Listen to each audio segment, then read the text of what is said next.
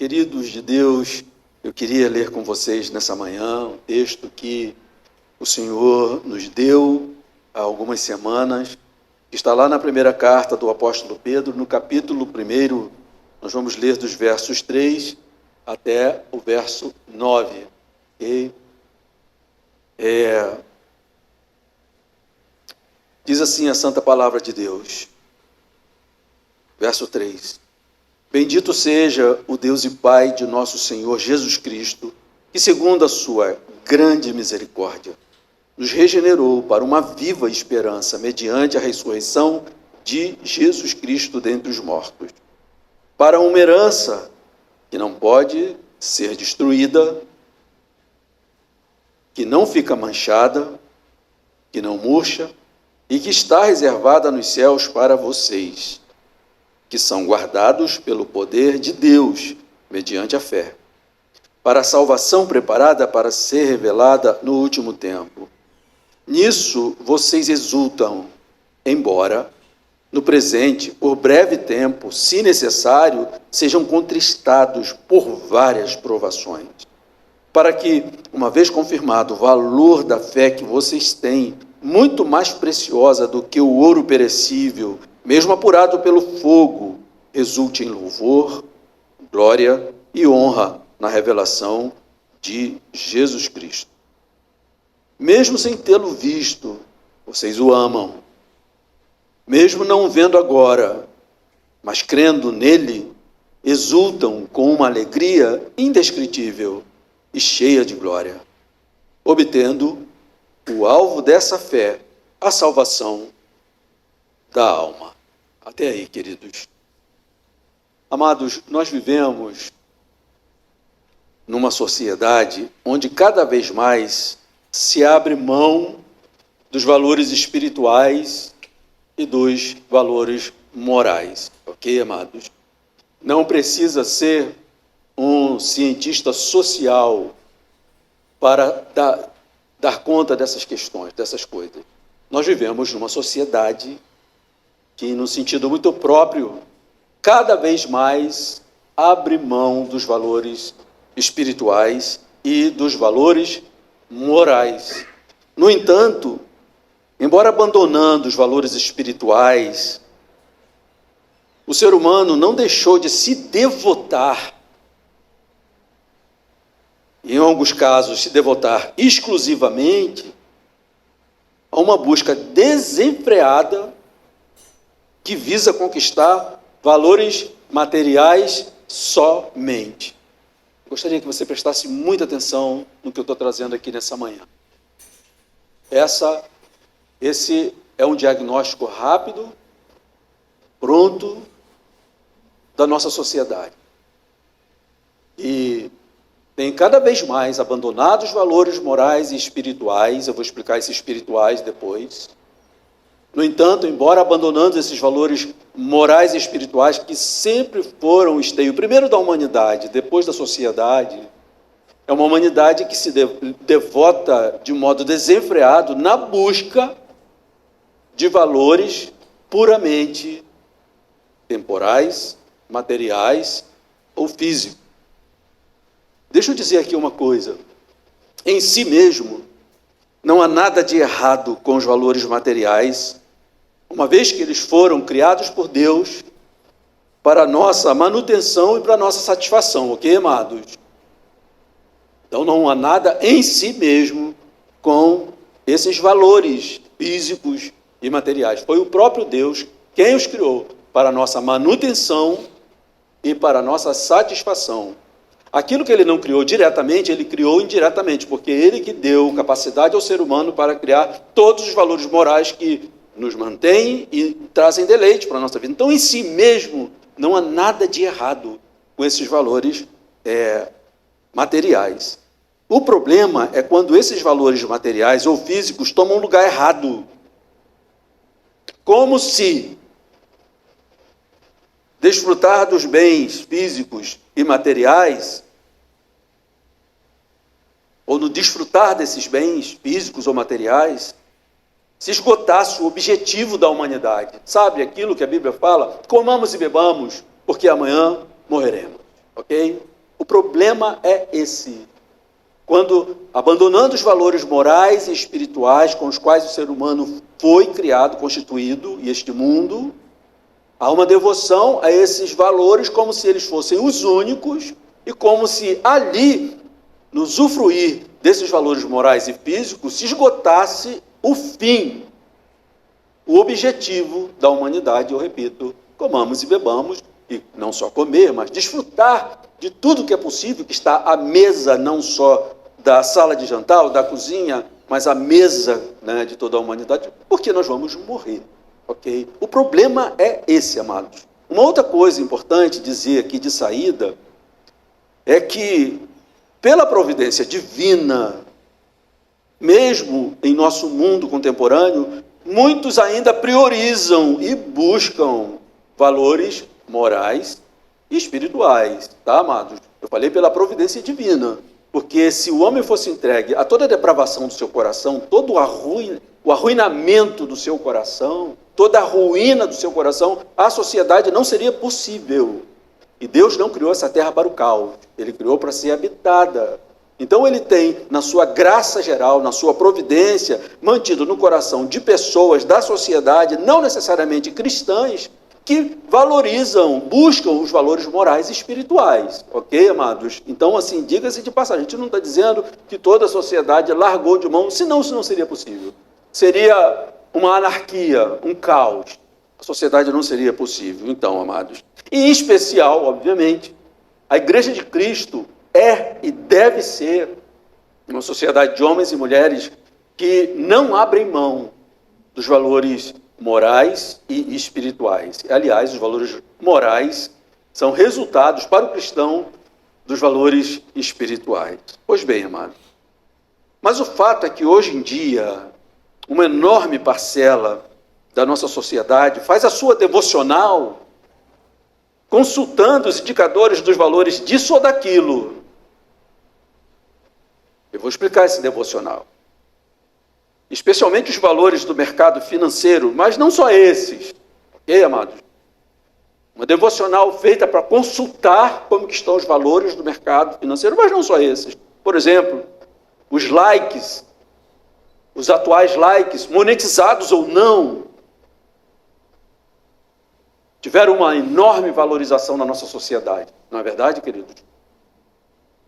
Deixa eu explicar aqui, então, esclarecer o termo devocional, que uma grande parcela da nossa sociedade faz a sua devocional consultando os indicadores dos valores disso ou daquilo. Eu falei, não só financeiros, do mercado, mas também aí os likes, né, monetizados ou não. O que eu estou falando com devocional?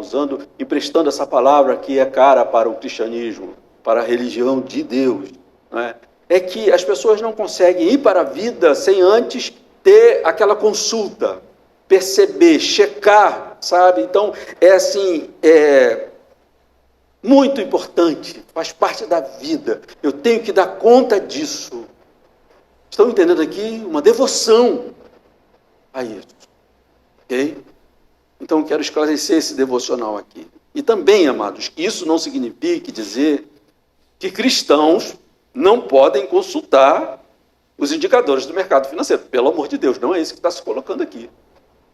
Estou colocando quando os valores espirituais e morais eternos são colocados de lado e só esses indicadores é que importam, como anda o mercado financeiro, né, e como está aí a cotação dos likes, monetizados ou não, não é? Então, o problema está aí, porque cristãos, sim, economistas, servos de Deus, homens piedosos, mulheres piedosas, operadores do mercado financeiro, homens de Deus, ok? O problema é muito outro, em detrimento daquilo que realmente importa. Esse comportamento da sociedade, então, acaba por hipervalorizar ativos financeiros e econômicos em detrimento de valores infinitamente mais elevados. Esse é o problema. E, queridos, o reino de Deus está carregado desses valores infinitamente mais preciosos. Especialmente quando esses valores do reino de Deus são comparados a certas coisas cujo valor é tão perecível quanto perecíveis são as próprias coisas tão valorizadas. Quando a gente compara, amados, a gente vê a grandeza e a superioridade dos valores que fazem parte dos tesouros do reino de Deus. O objetivo desse sermão, nessa manhã, queridos, é refletirmos sobre o quanto as coisas que fazem parte dos tesouros do reino de Deus são incomparavelmente mais preciosas do que tudo. Ok, amado? E hoje eu gostaria de falar sobre algo cujo valor é incalculável, mas tão pouco destaque recebe, quando não é menosprezado ou desprezado. Eu gostaria de falar da preciosidade da fé, à luz desse texto, ou da preciosa confiança que nós temos no ser, na pessoa de Deus, do Deus Altíssimo e da sua palavra. Isso num mundo tão ofuscado por outras luzes de pseudos valores. É sobre essa fé preciosa que eu gostaria de falar aqui, e esse texto da primeira carta do apóstolo Pedro, no capítulo 1, né? Versos 3 a 9, são textos maravilhosos para isso, para nós refletirmos, que o Senhor nos ajude aqui então. Pois bem, mas antes, eu queria aqui dar rapidamente, faz de conta que a gente está no momento de escola bíblica, né? Muito doutrinário aqui, né? De que fé o apóstolo Pedro vai falar aqui, né? Existem muitos tipos de fé, não é? Muita fé em muita coisa. Não é? O ser humano, ele carrega um certo arcabouço de fé. Mas o apóstolo Pedro está falando aqui de uma fé específica. Ele está falando aqui daquilo que no cristianismo e na teologia cristã refere-se à fé salvífica, ou, se você preferir, fé salvadora. Não é uma fé supersticiosa, mas uma fé salvadora, salvífica, e você vai entender porque é dessa fé que ele está falando. E vamos definir aqui, em termos bem amarrados, que fé é essa? Do que se trata, ok, amados? Para a gente então seguir no texto. Primeiro, a verdadeira fé salvadora tem a sua sede no coração. E as suas raízes, onde estão? Na regeneração. Ok, amado? Não é uma fé intelectual, ela passa pelo intelecto, mas a sua sede é no coração, na parte mais central e importante do ser humano. E ela tem as suas raízes na regeneração, na vida regenerada, melhor dizendo. Então, por que eu estou dizendo isso? A fé salvadora não é, primeiramente, uma atividade do homem, do ser humano, mas uma potencialidade produzida por Deus no coração do ser humano, ok? É importante a gente olhar para essa definição importante da fé. A semente da fé é implantada no homem quando da regeneração. Somente depois que Deus implantou a semente da fé no coração do homem é que ele pode exercer a fé. Conhece muito bem a palavra que diz a fé é um dom de Deus, ok, amados? Ainda olhando para o rigor de uma definição teológica da fé salvífica, né? Quando a Bíblia fala de fé, geralmente se refere à atividade do homem, mas nascida da obra realizada pelo Espírito Santo no coração do homem. Agora eu vou trazer uma definição de fé aqui, que é do Luiz Berkhoff, um teólogo maravilhoso, já falecido, um homem com uma mente impressionante, muito bíblico, muito devocional, muito piedoso. Ele diz o seguinte: podemos definir a fé salvadora como uma certa convicção produzida no coração pelo Espírito Santo, convicção quanto ao quê? Quanto à veracidade do Evangelho e uma segurança, uma confiança nas promessas de Deus. Então, queridos, tudo isso para dizer, em primeiro lugar, que quem crer somos nós. Temos que ter cuidado que, às vezes, essa definição, a fé é um dom de Deus. tá? Ou a fé vem de Deus. Não é Deus que crê por nós. Quem crê somos nós. Mas nós cremos a partir de uma operação do Espírito Santo dentro do nosso coração, sem a qual nós não teríamos nenhuma possibilidade e capacidade de crer. Ok, amados? É uma bênção, algo precioso. E nós sabemos muito bem, queridos, que nós vivemos num mundo incrédulo, num mundo que não consegue crer. Eu já escutei algumas pessoas falando para mim: José, eu gostaria de crer como você crê, mas eu não consigo. E é triste olhar para essa incapacidade, amado. E a gente só encontra a justificativa, a razão, quando a gente vai para a Escritura Sagrada.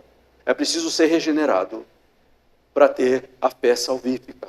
Então, queridos, é dessa fé salvadora que Pedro está falando aqui, no capítulo 1 da primeira carta, nos versos de 3 a 9, né? E ele fala também de sua preciosidade em si, a preciosidade dessa fé em si, que nós conhecemos muito bem do nosso coração, no centro da nossa vida está essa fé, e sabemos muito bem, à luz da Escritura Sagrada, que ela não é produzida por nossa capacidade, mas Deus, quando nos regenerou, colocou em nós essa semente, a partir da qual nós podemos exercer essa fé, nós estamos honrando a Ele. Então, é muito importante, amados, é dessa preciosidade que Pedro está falando no primeiro momento, ou seja, da preciosidade da fé em si, mas ele também fala da preciosidade dos bens que essa fé produz na vida de um ser humano. E aí, amados? Pois bem, é muito interessante, olhando aqui agora para o texto, queridos, que Pedro começa falando da reserva de uma herança, ou seja, de uma herança reservada, né? Isso é tão precioso que Pedro começa numa expressão de louvor, muito semelhante às expressões do apóstolo Paulo. Eu leio aqui o verso 3 do capítulo 1 da primeira carta de Pedro. Ele começa: bendito seja o Deus e Pai de nosso Senhor Jesus Cristo, ou seja, louvado, exaltado seja o Deus e Pai de nosso Senhor Jesus Cristo, que segundo a sua muita misericórdia nos regenerou para uma viva esperança, mediante a ressurreição de Jesus Cristo dentre os mortos. Essa misericórdia de Deus se expressou na obra gloriosa de Cristo Jesus na cruz. Ele nos regenerou não a qualquer preço, a um preço que deixa um desafio enorme para a mente, para a racionalidade do ser humano, que é o fato de Deus entrar na história, na pessoa do Filho, tomar a nossa natureza, tomando a nossa natureza e pagar pelo preço dos nossos pecados, amados. É o que Pedro está dizendo. Então, não tem como ele começar falando disso de uma forma fria. E tomemos cuidado, amados. Alexandra, abrindo aqui o culto, ela falou muito bem que nós temos essa vocação para a adoração de Deus, temos certeza que o caminho do justo é como a luz do amanhecer, mas ela frisou muito bem. Não significa dizer que não tenha dia nublado. E às vezes o dia fica carrancudo, querido. Mas o sol está sobre tudo isso, amém, amados? Continua crescendo, tá? E o apóstolo Pedro, então, está aqui bem dizendo a essa gloriosa obra de Deus, ok? Bendito Deus e Pai de nosso Senhor Jesus Cristo, que, segundo a sua grande misericórdia, nos regenerou para uma viva esperança, mediante a ressurreição de Jesus Cristo dentre os mortos. A seguir, Pedro descreve de modo intenso as garantias da preservação dessa herança. Esse texto é muito rico, muito maravilhoso, muito importante para nós, amados. Deveria ser uma espécie de QG da nossa alma, para nós vivermos os temporais da vida. Ele começa bem dizendo a Deus, por essa obra dele, pela sua misericórdia, que ele nos regenerou para uma esperança viva, através da morte e ressurreição de Cristo Jesus, e ele agora vai falar, de um modo muito intenso, das garantias da preservação dessa herança. Olha o que ele diz no verso 4. Para uma herança, ele nos regenerou para uma viva esperança, para uma herança que não pode ser destruída, que não fica manchada, que não murcha e que está reservada nos céus para vocês. Ou seja, ele está dizendo que a nossa herança em Cristo é uma herança inviolável. Não se pode violar. Jesus falou também umas cores muito interessantes dessa verdade quando ele diz lá em Mateus 6:20: mas ajuntem tesouros no céu, onde a traça e a ferrugem não corroem, e onde ladrões não escavam nem roubam. Amados, quanta coisa a gente gostaria de, nessa vida precária, garantir, na verdade. Mas quanto mais a gente aperta entre os dedos, mais a gente vê saindo como água. A gente não consegue. Tem uma gloriosa notícia a respeito de nós, que toda a nossa herança em Cristo Jesus, ela está em lugar onde não pode ser violada, absolutamente violada. E é isso, para isso que o apóstolo Pedro está chamando a nossa atenção. Uma herança gloriosa e totalmente preservada. E Pedro também descreve intensamente a garantia da preservação dos herdeiros. É lindo demais, amado. Primeiro ele fala que essa herança está em lugar seguro, garantida, preservada no céu. Não pode ser manchada, não pode ser murchada, não pode diminuir. E agora ele vai falar da preservação dos herdeiros. Ele, pegando o contexto dele, verso 4, para uma herança que não pode ser destruída, que não fica manchada, que não murcha e que está reservada nos céus para vocês. Ok, amado? Aí ele diz, vocês quem? Vocês que são guardados pelo poder de Deus mediante a fé para a salvação preparada para ser revelada no último tempo. Isso é maravilhoso, amado. Primeiro ele dá a certeza de que a herança em Cristo Jesus, ela é inviolável. Agora ele está nos dando uma outra notícia tão maravilhosa, que é a preservação do próprio herdeiro. Tanta gente, amado, herda coisas preciosas, mas não chega a usufruir a herança que herdou, não é verdade? Não necessariamente porque a herança tenha perdido o seu valor, mas porque a pessoa pereceu e não usufruiu. A herança era dela, era preciosa, mas ela não chegou a usufruir dessa herança porque ela pereceu. Agora, amados, olha o que a Bíblia está dizendo. É que isso jamais acontece com os herdeiros de Deus e co-herdeiros de Cristo. Amém, amado? O texto, ele é maravilhoso. Ele diz, nós somos, o Senhor nos regenerou para uma esperança viva, para uma herança que está guardada nos céus, não pode ser destruída, não pode ser manchada, não murcha, não diminui. Guardada nos céus para vocês que são guardados por Deus. Entendendo aqui, amado, a importância disso, amado. Enquanto nós experimentamos os temporais da vida, enquanto às vezes a gente experimenta a vida indo pelos dedos, e aquilo que valorizamos e preservando indo embora, o Senhor está dizendo que tudo que temos através da nossa fé em Cristo está preservado e nós mesmos somos gloriosamente preservados. A Bíblia em outros lugares também fala disso, por exemplo, em Romanos 8, da nossa preservação, a preservação dos herdeiros. Romanos 8, 17 diz assim, ora, se somos filhos, somos também herdeiros, herdeiros de Deus e co-herdeiros com Cristo. Se com Ele sofremos, também com Ele seremos glorificados. É certo, amado, é certo. Existe uma glória reservada para aqueles que creem em Jesus Cristo. E é certo que eles vão usufruir dessa glória. O texto diz, serão glorificados. Romanos também, 8, 38 e 39, diz assim, porque eu estou bem certo de que nem a morte, nem a vida. O ser humano tem a possibilidade de viver ou de morrer, ok, amado? Ele está dizendo que nem uma coisa nem outra, nem a morte e nem a vida com suas complicações, nem os anjos, nem os principados, nem as coisas do presente, nem do porvir, nem os poderes, nem altura, nem profundidade, nem qualquer outra criatura poderá separar-nos do amor de Deus que está em Cristo Jesus, nosso Senhor. Preservação, ok, amado? E aí, para mim, que é muito maravilhoso e caro, é o que Jesus diz lá em João, capítulo 10, versos 27 a 29. Ele diz assim: as minhas ovelhas ouvem a minha voz e eu as conheço, e elas me seguem.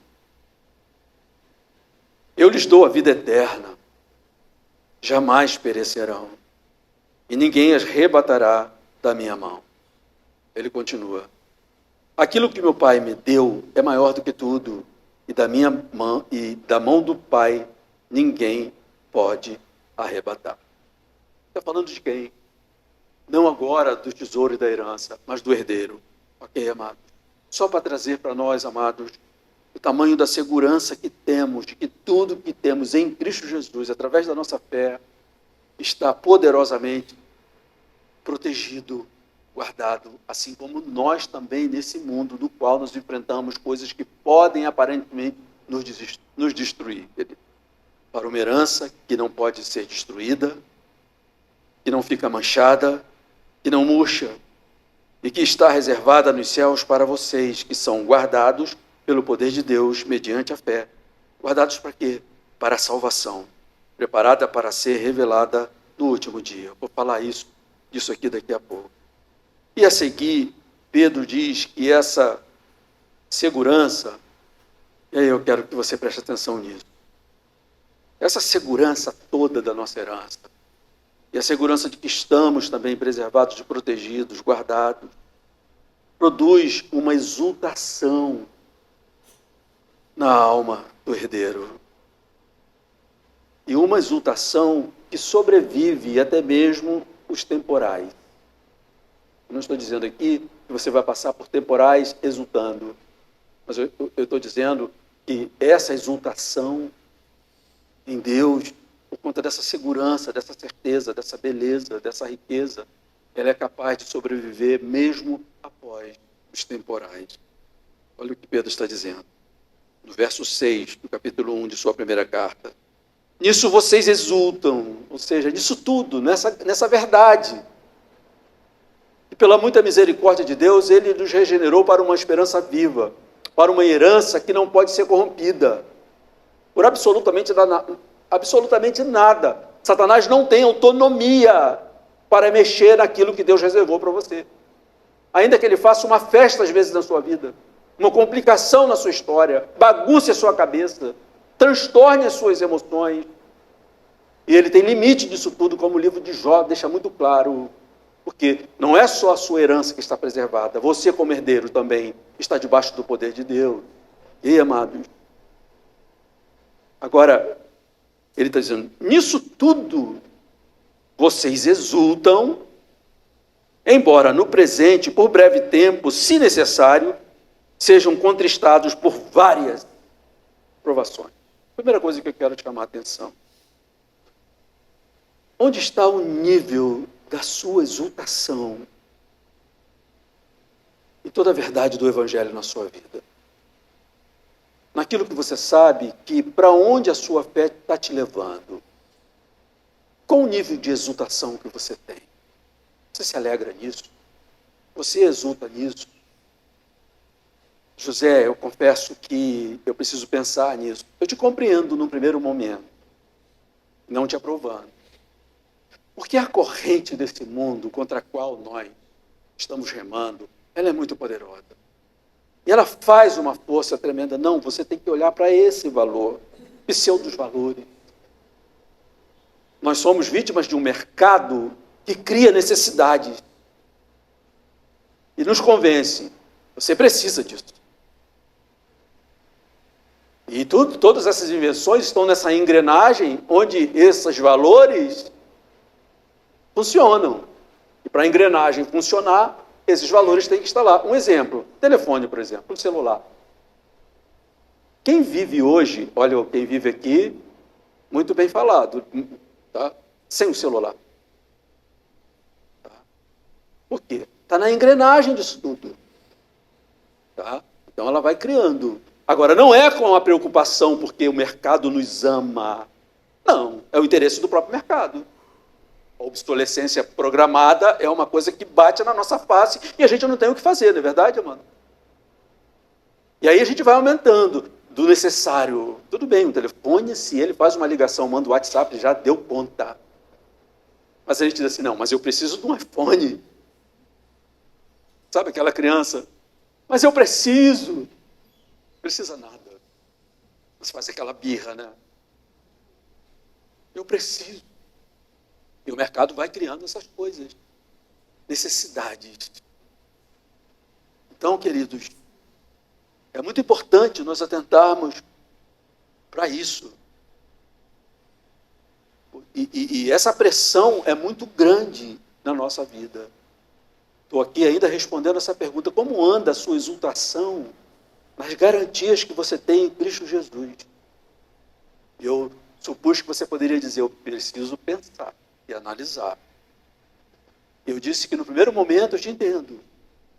Porque o tempo todo a gente é forçado a valorizar outras coisas, legítimas e ilegítimas, reais e ilusórias, amado. Mas o apóstolo Paulo está dizendo que num estado normal é natural que se exulte com toda essa verdade, ok, amado? Não vou falar o que eu pensei aqui. Vamos em frente. Então, o que ele diz aqui é o seguinte: nisso vocês exultam. É uma alegria intensa. Embora, no presente, por breve tempo, se necessário, é muito interessante o que ele está falando aqui, se necessário, não é sempre, vocês sejam contristados em várias provações, entristecidos por conta de várias provações que vocês passam. Então ele está dizendo aqui que a condição natural de um cristão é de exultação por conta da verdade daquilo que faz parte da sua existência em Cristo. Mas ele está aqui dizendo também que, embora isso, muitas vezes nós somos entristecidos, contristados, passamos por angústia, por várias provações. Ok, amado? Eu disse aqui que Pedro fala de uma exultação que sobrevive até mesmo aos temporais. É interessante, amados, que quando se trata de alguns bens terrenos, quando nós atravessamos algumas lutas e provações, esses bens perdem totalmente o valor. Na verdade, presta atenção aqui. Pensemos, por exemplo, em alguém que tem muitos bens, muitos valores. Vamos pensar numa coisa horrível de se pensar. Ele passa pela insuportável provação de perder um filho. Ele diz com muita facilidade: eu daria tudo o que eu tenho para não passar por isso. Porque alguns bens e valores terrenos, em face de algumas provações, perdem totalmente o sentido e o valor. Não é assim com os valores do reino de Deus, amado. O que o apóstolo Pedro está dizendo aqui: nisso vocês exultam, embora no presente, por breve tempo, se necessário, sejam contristados por várias provações. A provação vem e ela não leva o valor do que nós temos em Cristo Jesus. Então, amados, prosseguindo e olhando para o que Pedro está falando aqui, a seguir, Pedro descreve o valor da fé que nos tornou herdeiros dessa herança imperecível. Aí aqui ele vai falar do valor da fé em si. Ele fala isso lá no verso 7. Ele diz o seguinte: para que, uma vez confirmado o valor da fé que vocês têm, qual é o valor? Ele diz: muito mais preciosa do que o ouro perecível, mesmo o ouro apurado pelo fogo, resulte em louvor, glória e honra na revelação de Cristo. Eu vou repetir: para que, uma vez confirmado o valor da fé que vocês têm, muito mais preciosa do que o ouro perecível, mesmo apurado pelo fogo, resulte em louvor, glória e honra na revelação de Jesus Cristo. Claro que, quando o apóstolo está falando aqui de ouro, ele está falando de um bem, de um valor, que pode representar muito bem todos os valores do mundo. Ele poderia estar falando a fé, para que, uma vez confirmado o valor da fé que vocês têm, muito mais preciosa do que qualquer coisa preciosa e perecível, terrena, desse mundo, Mesmo que tudo isso seja apurado pelo fogo, seja o ouro apurado pelo fogo, ele é livre de qualquer impureza e ele mostra a sua beleza, o seu valor, a sua glória. Ele diz, a fé é muito mais preciosa do que tudo isso. Ok, amado? Ele está dando aqui uma definição e o conceito desse valor da nossa fé. Aqui uma coisa, querido, só para nós pensarmos. Em tempos de cristianismo monetizado, onde anda a valorização da fé em si mesma? Hein, querido? Para nós pensarmos só, tá? Nós vivemos uma era de um cristianismo monetizado, não é verdade? Sabemos disso. E onde anda a valorização da fé em si mesmo? Onde anda isso? Não seria isso um risco de desprezo do real valor da fé?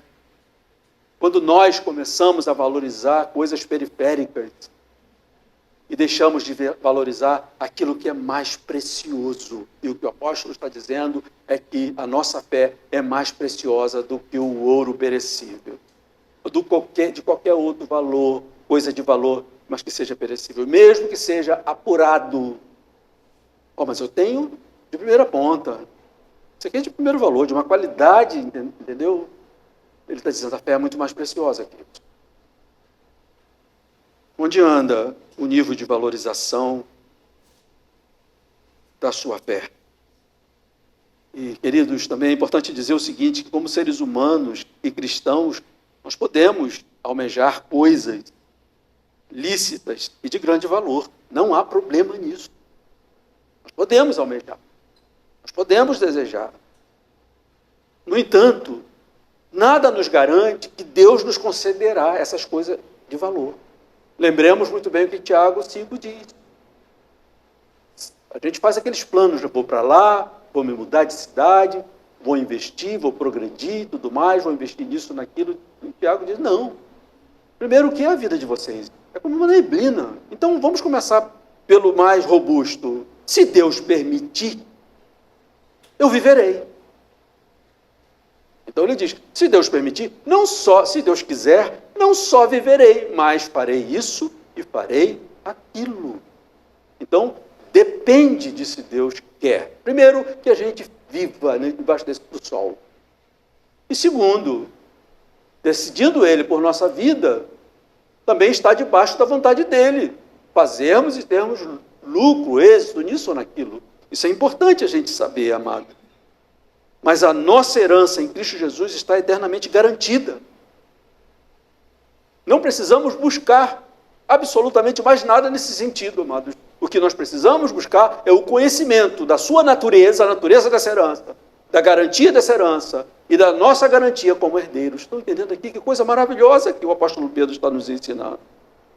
A nossa herança em Cristo está eternamente garantida e será desfrutada por nós, por toda a eternidade. Através de quê, amados? O que comprou isso? O que adquiriu isso? A preciosa fé. Amém, amados? No verso 8, Pedro fala de uma relação com essa herança que não será só usufruída no novo céu e na nova terra, na eternidade, mas de uma herança que já é usufruída hoje. Né? Ele está falando do nosso relacionamento vivo com Jesus Cristo. Ele diz assim no verso 8, mesmo sem tê-lo visto, Jesus, vocês o amam, mesmo não vendo agora, mas crendo, vocês exultam com uma alegria indescritível e cheia de glória. Pois bem, amados, eu estou caminhando para a conclusão, tá, querido? Essa semana eu fui corrigido por uma pessoa que disse assim, por favor, não fala mais, vou terminar, você fica com uma culpa danada. Né? Há muita ovelha querida nessa igreja. E realmente eu fico assim, caramba, mais de 10 minutos. Eu fui corrigido essa semana. Alguém me falou, não fala mais isso. Falei com a minha esposa. Ele fica falando aqui, já vai, não acaba. Como é bom estar no meio de gente de Deus, amados. Herdeiros de Deus, co-herdeiros de Cristo. Eu tenho visto a preservação da vida de vocês. através da palavra de Deus. É delicioso, é maravilhoso, é compensador passar todos os desafios que passamos nessa caminhada temporal, nessa vocação, para ver resultados tão gloriosos. Mas eu sei que tem gente aqui que atravessa muita luta. Muita luta. E nesse final de semana, inclusive, amado. As pessoas são discretas. Mas tem gente aqui, de novo, com familiares internados em situações gravíssimas. Estão aqui, adorando a Deus, louvando ao Senhor. De onde vem isso, amado? Da realidade da fé. E olha que a nossa igreja não é de um pula-pula, não é de uma força que é dada no poder da palavra. Sabe? Isso é maravilhoso, queridos. Pois bem, tudo isso porque eu disse que eu já vou caminhando para concluir, para a conclusão. Né? Mesmo não vendo, vocês o amam. Mesmo não vendo agora, crendo nele, vocês exultam com uma alegria indescritível e cheia de glória. Queridos, a satisfação, a realização, e eu ousaria dizer, o deleite do cristão é inerente à sua percepção do quão valiosa é a sua fé. Quando ele perceber é ter diante de si, sabe? Entender o quanto a sua fé é preciosa, naturalmente ele vai ter em seu coração uma satisfação, uma realização e um deleite na vida, de uma vida que às vezes nos dá caminhos muito extensos, que são áridos. Como a Alexandra falou aqui no começo, são noites escuras, dias nublados. Mas quando nós temos a convicção da preciosidade da nossa fé, há um deleite que subjaz a tudo, uma satisfação e uma realização. E queria dizer uma coisa, amados. Entre a preciosidade do conhecimento teológico, por exemplo, que é algo muito importante e caro para o cristão, mas entre a preciosidade do conhecimento teológico e a preciosidade da fé, a fé ganha. Por quê, amado? Você pode conhecer muito de teologia, o que pressupõe que você conhece muito acerca de Deus. Mas você crê nele? Há uma diferença muito grande. Está aí a erva daninha no meio da teologia da igreja, que chama-se teologia liberal. Tá? E conhecem muito para discordar. Você não encontra fé. Pois conhecer algo sobre Deus não é o mesmo que acreditar em Deus no sentido da fé salvífica que a gente falou aqui, tá, amado? Então, a preciosidade aqui está no crer. Por isso que eu provoquei aqui, dizendo, entre o seu grande conhecimento teológico acerca de Deus e a fé ganha. Porque tem gente que conhece pouco os conceitos teológicos, as definições teológicas, mas crê profundamente em Deus. Também, amado? Salvação é pela fé. Isso não vem de vós, é dom de Deus. Não se encontra na academia, não só de musculação, mas academia, mundo acadêmico. E mais ainda, amados, eu queria dizer o seguinte, eu li aqui no verso 8, ele dizendo assim, mesmo não tendo visto, vocês o amam. Mesmo não vendo agora, mas crendo nele, exultam com uma alegria indescritível e cheia de glória. E talvez você perscrute o seu coração dizendo assim, meu Deus, será que eu amo mesmo? Você vai lá nos seus sentimentos, nos seus afetos, procurar identificar isso. Mas quem é o que ama a Deus? Quem é? O que guarda a sua palavra. E conhecer a palavra não é o mesmo que obedecê-la, não é, amado? Olha o que Jesus falou. Aquele que tem os meus mandamentos e os guarda, esse é o que me ama. E aquele que me ama será amado por meu Pai. E eu também o amarei e me manifestarei a ele. Ou seja, a alegria, a exultação que Pedro está falando aqui, ela se refere a uma reciprocidade desse amor. Nós amamos a Deus não só com nossos sentimentos, nossos afetos, mas primeiramente porque nós obedecemos a sua palavra. E não tem como passar por isso, obedecer, crer na sua palavra, sem amá-lo. Mas ele está falando também de uma reciprocidade. Porque Jesus fala assim, aquele que me ama será amado por meu Pai, e eu também o amarei. E é nesse amor recíproco que está toda exultação. Ele disse aqui no verso anterior, verso 8, mesmo não tendo visto, vocês o amam. Mesmo não vendo agora, mas crendo, exultam com uma alegria indescritível e cheia de glória. Conceitua. Tenta nomear a alegria que você tem em Cristo. Se prepare para a frustração. Você não consegue. A gente só tem que experimentar. E ponto final. É aquele amor de pai por filho, de mãe por filha, sabe? Às vezes a gente cai nessa furada de tentar descrever. Mas fala como é que é isso. Não tem como. É inomeável. É algo para se sentir. E agora, o amor a Cristo, ele começa com a obediência. Ele diz, aquele que me ama é o que guarda a minha palavra. Então, não tem como dizer, eu amo a Cristo e não está nem aí para a sua palavra. Inclusive nisso aqui, amados, guardar a sua palavra não são só os seus mandamentos, mas as suas promessas, ok? Se ele disse que a tua herança está reservada no céu e nada pode violá-la, você tem que crer nisso, você tem que guardar essa palavra. Se você o ama, mas eu tenho uma autoestima tão pesada, tão pequena, que eu tenho dificuldade de ver. Tá, mas crê na palavra de Deus. Jesus Cristo diz que você, a palavra de Deus diz que você é herdeiro de Deus, o herdeiro de Cristo. E que a sua herança está reservada nos céus, inviolável. E você também está preservado. Então, realmente não é para crer na sua autoestima, mas crer na palavra dele. Aquele que tem os meus mandamentos e os guarda, esse é o que me ama. E mandamento aqui é algo muito amplo e universal, que ele manda a gente crer, não é verdade? Então, crê em quê? Em toda a sua palavra, tá, amado? Só para afirmar aí, então. No verso 8, eu já coloquei aqui, amados,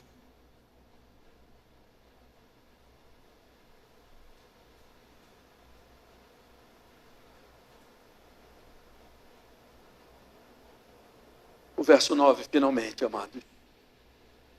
Ele nos apresenta uma espécie de resultado final da fé. Okay?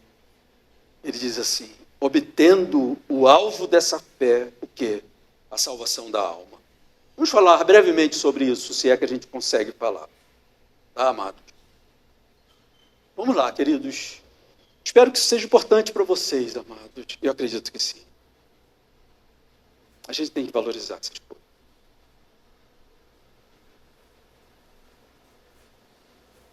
O que um ser humano pode adquirir com todos os seus recursos? Com os recursos que ele tem. Como, por exemplo, recursos financeiros. Recursos legítimos. Dados por Deus. Mas o que o ser humano pode adquirir com isso? Uma casa? Um apartamento? Ou muitas casas? Muitos apartamentos? Outros recursos? Recursos intelectuais? Uma excelente formação acadêmica, um êxito profissional, sucesso.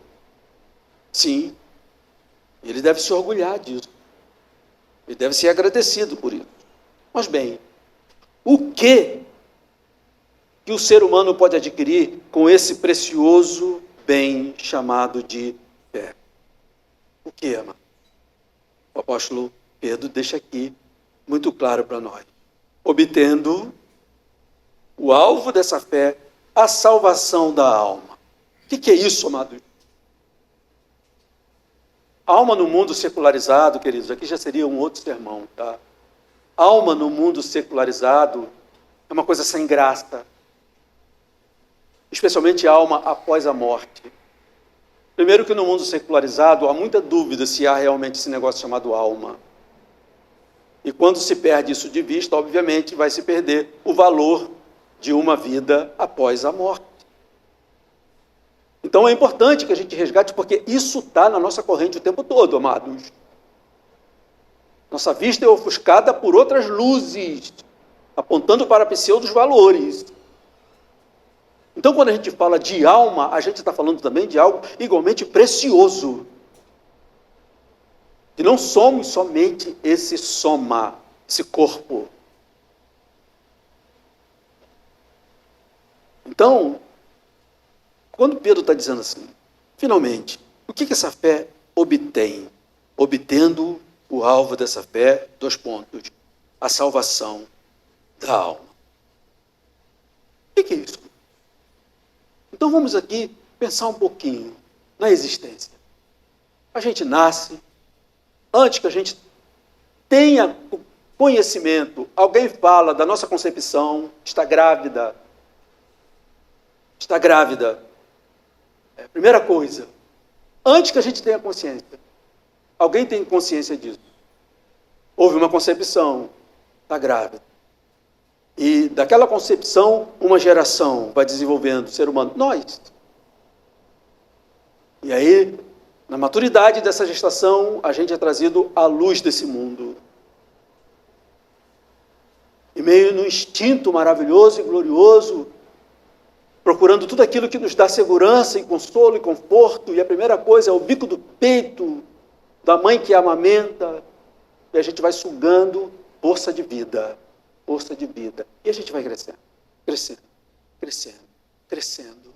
E reconhecendo aquele desenvolvimento maravilhoso. Hoje vinha no carro conversando com a Fátima e o Lucas Brum.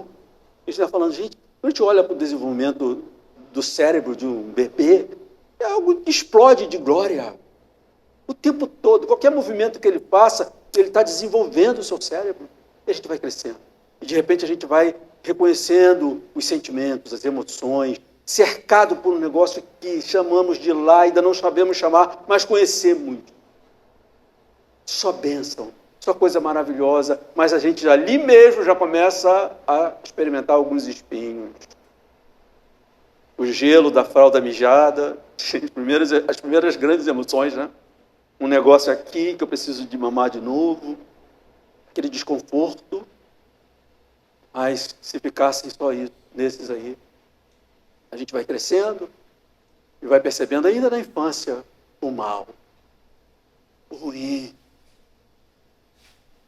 o espinho, a dificuldade, logo na infância.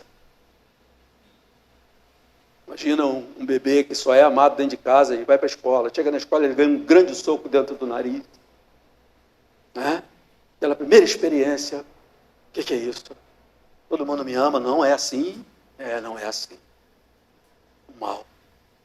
Uma vez eu conversando com meu netinho, que hoje está com 4 anos, devia ter uns 3, e Fátima colocando uma música para ele, uma música conhecida que ele diz: quando o mal faz uma manchinha, eu sei muito bem quem pode me limpar.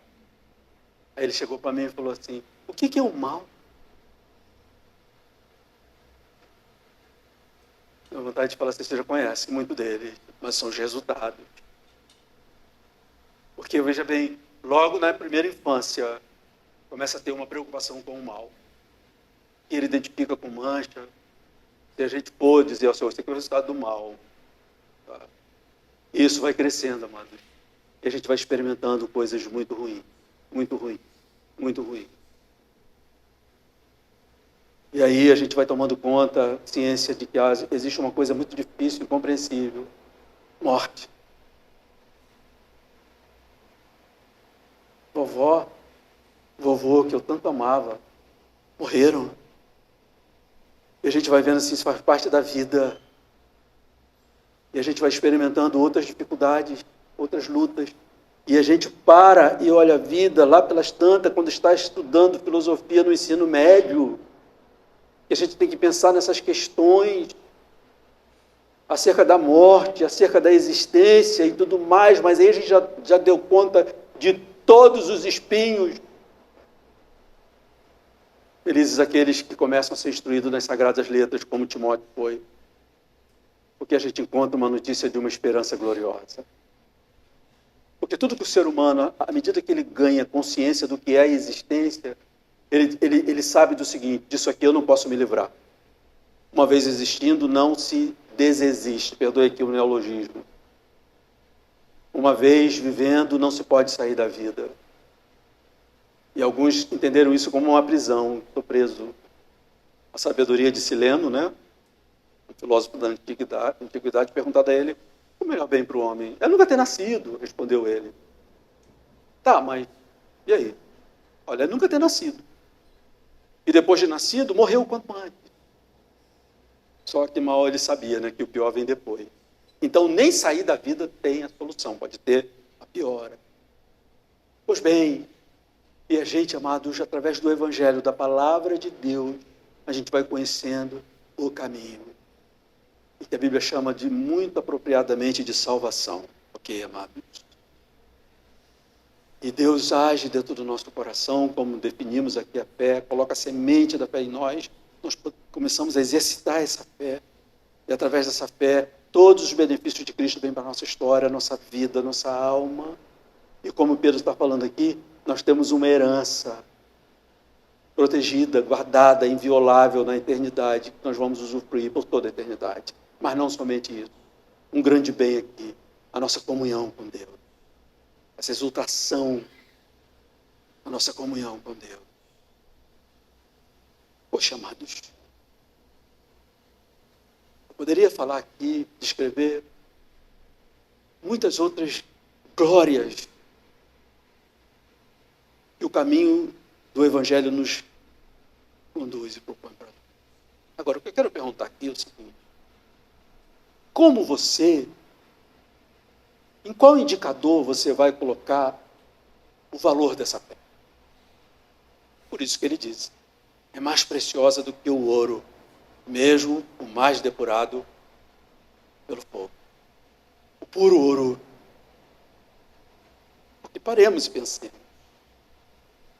A gente usa recursos para garantir coisas para a nossa vida temporária. O que a palavra de Deus está nos dizendo?